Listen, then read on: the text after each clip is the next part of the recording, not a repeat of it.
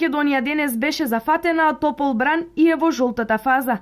Измерени се максимални 37 степени, кои се очекуваат во текот на наредните денови.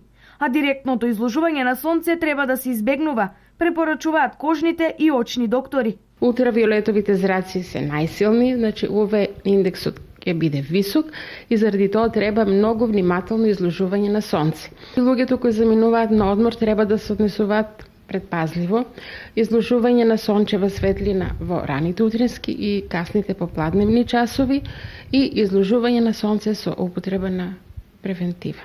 Во летниот период пациентите страдаат релативно почесто од инфекции ночите и тоа знае да биде заради потење, влегување на прашина, нечистоти, пот, нечиста во очите и на тој начин се изложени на несакани непријатни дразби кај луѓето кои се осетливи на суво, кои слично редовно да си стават вештачки солзи во очите како би спречиле евентуално несакани ефекти од јакото сонце врз нашите очи.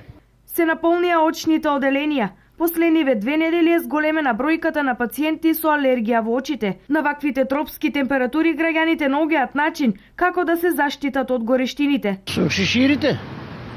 Со шиширите на сенкичка. Ама имаме работа, сега треба да идам до поштата нешто да плаќам и мора да излезам. А иначе кога немам потреба, нема што да излезам. Само проценка.